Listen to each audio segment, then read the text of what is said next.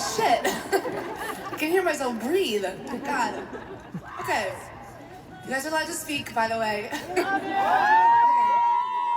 Isn't it Saturday or something? Like, we should be having fun or something. Okay. Okay, Emma Heinemeyer. Hey, Emma. Okay, do you feel that your old albums do you feel that your old albums are another version of you in your art, or rather a separate entity from your more recent works? I love you so much. I'm going to be so proud of you. I love you too. I feel very separated from my albums when they're over. They're like such a phase in my life, and then I move on. Like I even feel my album this year is so far away from it. Like I'm a completely different person. So yeah, I think anytime I drop a song, it feels like a totally different version of me. Like Sports Car feels like 10 years ago. I'm not gonna lie. It feels crazy. Okay. Rousey Felice. You entered adulthood not too long ago. What advice would you give to others who are also struggling to find their place in adulthood? Damn. I'm not the one to give advice on this. I'm really horrible at being an adult. I think from advice that I've heard from other people is that you never really feel like an adult. Isn't that the whole thing?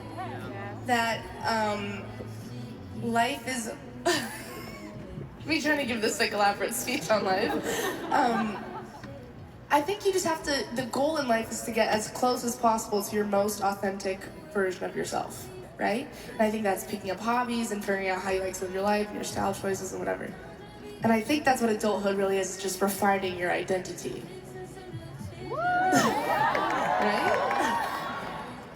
So yeah, I think, yeah.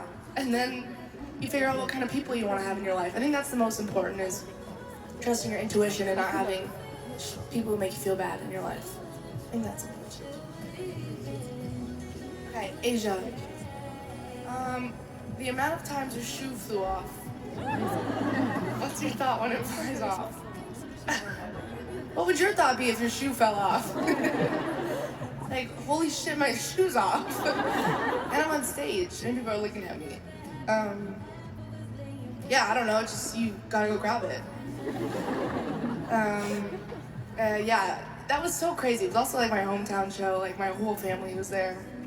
I had like 20 people on the guest list, and it flew off like 4 times in the show. I was so embarrassed. But there's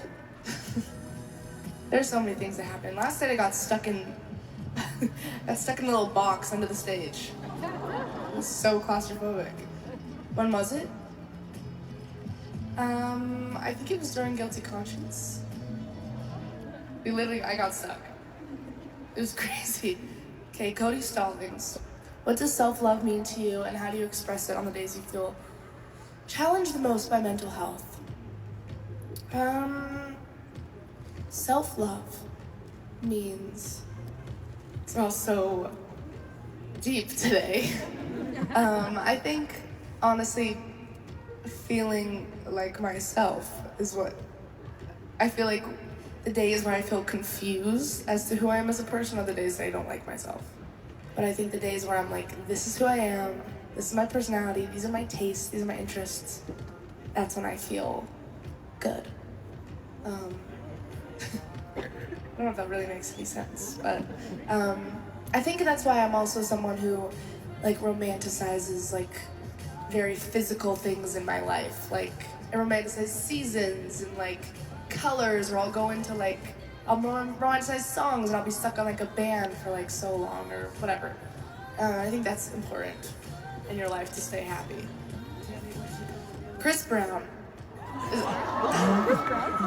that your real name? Damn!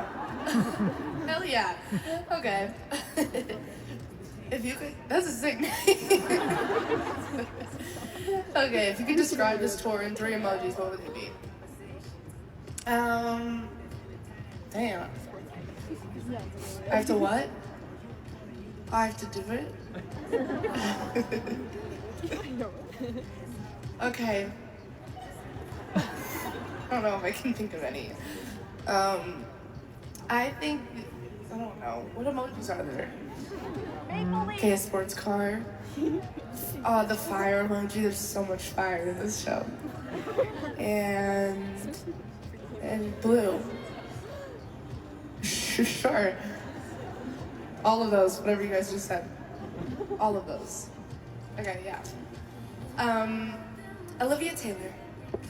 What is one lesson you've learned on this tour that you want to bring to future tours? So many things. I think that's the whole this is my first ever arena tour, so we basically what's crazy is you have to build the stage 12 months before, or not build, you have to create the stage 12 months before you actually do the tour, which is so long ago. So in reality, I really had no perspective on how big this room was gonna be or what it was gonna look like. So I guess even the shape of all this, you can, I guess I'll have more insight for next time. And yeah, I think just the show completely evolved from when we started in South America back in March. It's a totally different show now. So yeah, I think you just add little elements. There's so much more on the cameras now, which is so fun. But yeah. Okay, Anna Reigns. Hey Anna. What has been your most pinch me moment so far in your career? Love you. Love you too. Most pinch me moment. Damn. I always say SNL, because SNL was so fucking cool. That building is so sick.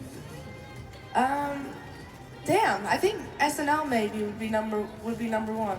I think that was I also got to do a skit this year, which was pretty cool. It's crazy. But that just being in that building is so iconic and historic, so I think I would say that. Okay, Cam Williams. How did you find all of your dancers? Wanted to give you a sec to brag on them. Ooh, none of them are here. Some of them usually sitting here. They're all so insane. I feel so blessed to have them on my tour. I also just love them as people. It's so rare that you get a group of friends. We all get along so well. And we all play games, and it's such a little family. They're we're besties. And they're all just individually so talented. How do they find them? I think I kind of found them separately. I found them at different times. Stevie's been with me for so long. Macy's been with me for a couple years. Amari, a couple years. Yeah, Alex is a couple years. Finley's 12 years. He's been around forever. Yeah, and Trayvon's pretty new. Denz is, I'm naming off all of them. They're all kind of new, but they're all unbelievable, and I'm so excited for you guys to see them tonight. But that's all the questions we have for you guys. I love you so much. I'll see you tonight, and sing loud for me because I need your help, please.